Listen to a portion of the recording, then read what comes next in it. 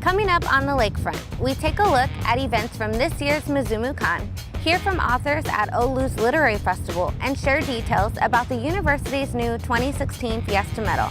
Stay tuned.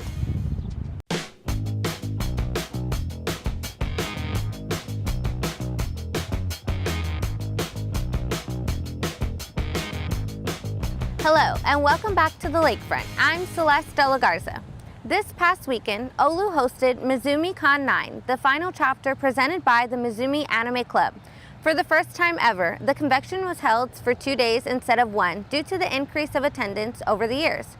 Reporter Chancellor Makanjuola, who attended the convention on Saturday, tells us more. Hi, I'm here at OLLU's annual Mizuumi-Con event where people from all over come together to share their love for anime. The two-day event featured several activities for people to enjoy. From a Dance Revolution showdown to a human chess game, everywhere you looked there was something fun to do. Those who attended also got a chance to participate in karaoke contests, hear from professional voice actors, and buy merchandise from local vendors. I asked several people what they liked most about the convention.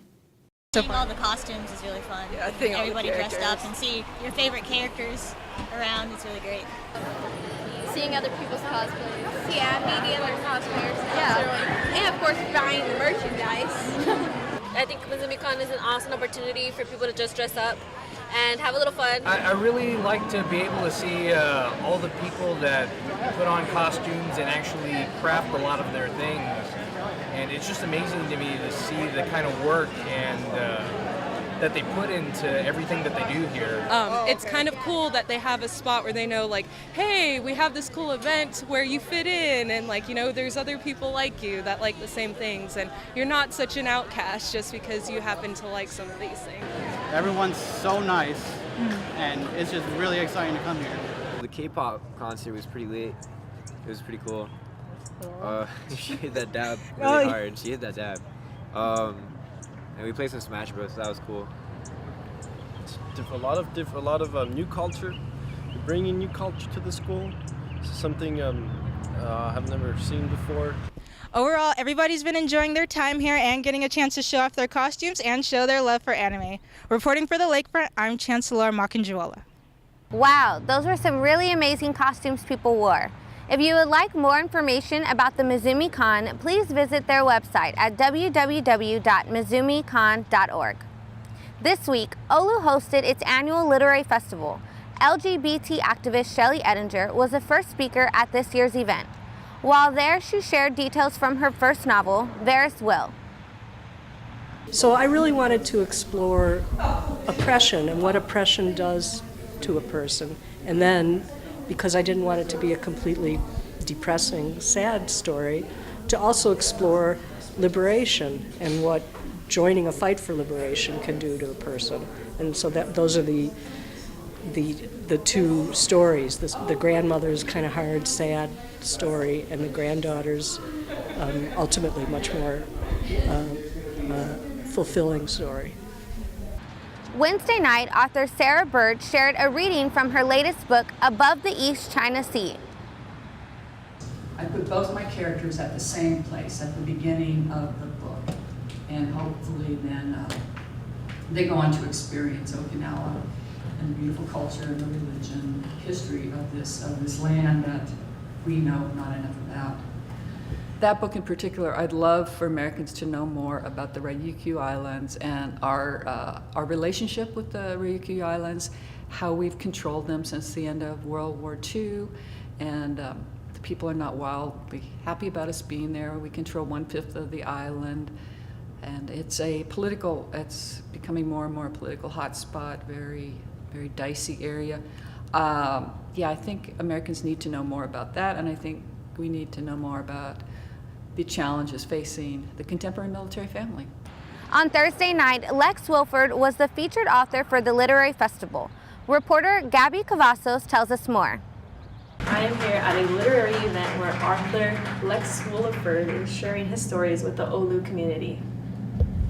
During the event, Lex Williford spoke about memories from his childhood which he incorporated into many of his stories. To be able to earn emotion, that's what it's about. You write a story It may or may not move you on some level. And then you have to figure out a way to earn that emotion for others. And it's hard. You know, if somebody's moved by what I've written, then that's enough for me, you know. And for the final event, local high school students came to OLLU on Friday for the Literary Festival, where author David Bowles promoted his latest books. For more information on future literary festivals at OLLU, please contact the English department. Last week, OLLU unveiled the new Fiesta Medal for 2016.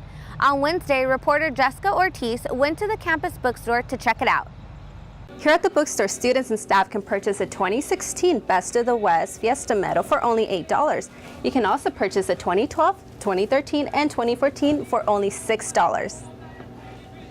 From this year, we're closing in on 360 medals sold just through the bookstore. I couldn't tell you what the numbers are through the Fiesta store, but I've been restocked about 3 or 4 times, so they're going very quickly. And do you think they will sell out again anytime soon? I've sold out once already, and I'm probably going to sell out again by the end of day today because I've only got about 10 or 12 left right now. Thanks, Jessica. Remember, the medals are selling quickly, so be sure to stop by the bookstore to get yours.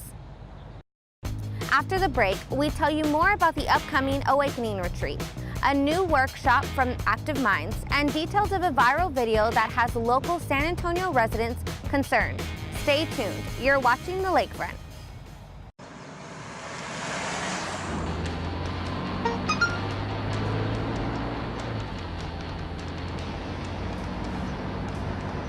The average text takes your eyes off the road for nearly 5 seconds.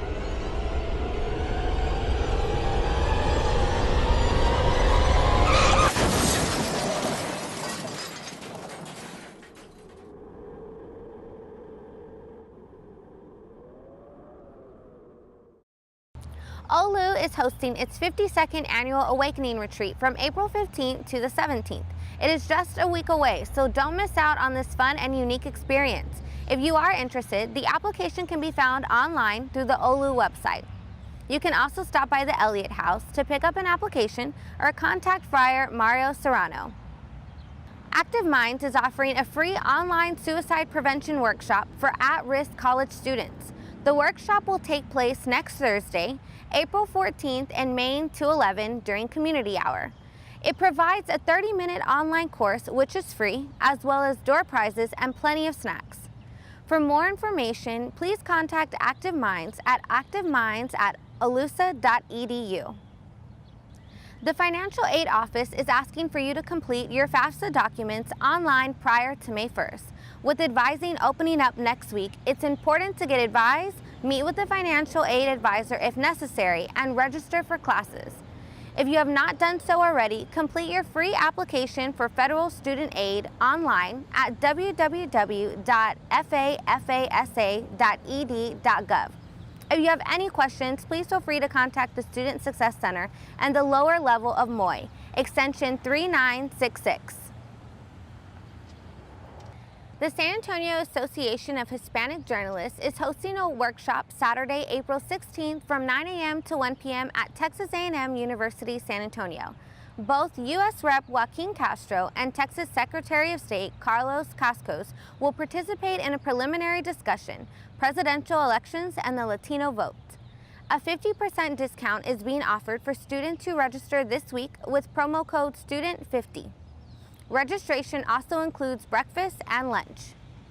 A clip went viral on Tuesday as it shows an SAISD officer slamming a 6th grader at Rhodes Middle School to the ground.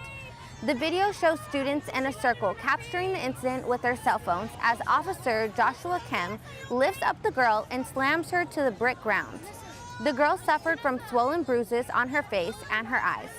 Officer Kem has been placed on paid leave while the investigation takes place. A freshman at the University of Texas at Austin, Haruka Weiser, was reported missing on Sunday night, and her body was found on Tuesday morning near a creek. Surveillance footage shows a man pushing a pink bicycle near the creek where Weiser's remains were found. Investigation took place and officers arrested the suspect on Friday morning. The suspect is identified as Mikhail Kreiner, a 17-year-old homeless teen. His bond is currently set at $1 million. Scientists have discovered a black hole that appears to be 17 billion times more massive than our sun. Scientists have been studying a black hole that appears to be located in the center of the Milky Way galaxy, but have realized that it is only 4 million solar masses. Research scientist Jen Thomas stated that it looks like an astonishing number of stars were ejected as two galaxies merged and their central black holes came together. Scientists are hoping to learn as much as possible about the new discovery. On Tuesday, presidential candidates Bernie Sanders and Ted Cruz scored victories at the Wisconsin primary. On the Republican side, Cruz won 36 delegates with 48.2% of the vote, while rival Donald Trump came in second with only 35.1% of the vote. For the Democrats, Senator Bernie Sanders took the lead over rival Hillary Clinton, winning 48 delegates with 56.6% of the vote. Legendary country music singer Merle Haggard died Wednesday on his 79th birthday. The award-winning singer was known for hits like Okie from Muskogee and Mama Tried. He will be greatly remembered. The Journal of Environmental Science and Technology released a study demonstrating that we are producing way more food than what the world truly needs, except that most of it goes to waste instead of using it to feed people who actually need it. The UN estimates that about 800 million people worldwide suffer from hunger and undernourishment. Now we turn the camera to JC as he updates us with the latest in entertainment. Hello and welcome back to the entertainment section of the newscast. We got a bunch of new movies and games to talk about, so let's get started. And action! If you've been on the internet recently, you've probably seen the uprising of GoPro videos. Aside from first-person snowboarding and surfing, my personal favorite GoPro video is from Corridor Digital titled Superman with a GoPro. However, despite its popularity online, I never thought that cinema would see a full-length first-person action movie. Enter Hardcore Henry, the first cinematic release shot entirely in first person. Every action scene, from fistfights, shootouts, and explosive car chases, are all from the perspective of Henry, a cyborg who's chasing after his captured wife. Despite how awesome this sounds, there are a few problems with this movie that critics are bringing up, which I totally knew were coming the second I saw the trailer. Turns out that everything shot in first person makes people motion sick. However, this probably wouldn't be a problem if you frequently play first-person shooter video games, as your brain has already been trained to disassociate the movement of the camera to your lack of movement. If you don't play games like that, however, you may want to skip out on this one, as you will get motion sickness. Weird, I've never had to say that about a movie before. Hardcore Henry is blasting its way into theaters this weekend. On the complete opposite spectrum of those first-person shooters we just talked about exists Stardew Valley, an indie open-ended country life RPG developed by one guy over the past 4 years. Developed by Concerned Ape and published by Chucklefish, Stardew Valley is the most addicting game I've played since Skyrim was released. In this game, you tend to crops and farm animals, all while socializing, buying, and selling, and creating memories with other townsfolk. Like any good game, this game gives you tons of objectives, from discovering the mystery of the caves, to meeting everyone in the village, to growing and selling every type of crop. Eventually, you can settle down and get married and have kids. And according to reviews of this game that I found online, you can marry whomever you'd like, regardless of their gender. Way to be progressive, Stardew Valley. This game is definitely going to be on a lot of people's top 10 games of 2016. So definitely go ahead and check it out on Steam now. Michelle Darnell is the richest woman in the world. However, she didn't get there through being kind and nice. Now she's without any money and she's forced to stay with the woman that she just screwed over days before she became bankrupt. Hilarity ensues in the movie The Boss. This movie looks surprisingly promising, and I'm honestly surprised I hadn't seen a trailer for it before. With actors like Melissa McCarthy, Christian Bell, and Peter Dinklage, it's not surprising that I want to see this. The Boss is releasing in theaters this weekend. Let's take a look on Netflix, shall we? It's been a while since I've been on there after the great national Orange is the New Black binge of 2013. So let's take a quick look at what new Netflix binges are coming in April of 2016, starting off with the second season of The Unbreakable Kimmy Schmidt. In addition, we'll be seeing the coming of some great comedy movies like Moonwalkers, the Minions movie, which was surprisingly charming, and the classic Princess Bride. Some notable, more serious movies coming in the near future are V for Vendetta, A Clockwork Orange, and 2001: A Space Odyssey. If that doesn't sustain you till the next month, then you're probably watching Netflix too much. And that does it for today's entertainment section. I'll see you again next time. And cut. Thank you, JC. Before we go, the Lakefront would like to congratulate Friar Mario Serrano, who received his ordination Friday morning in Sacred Heart Chapel.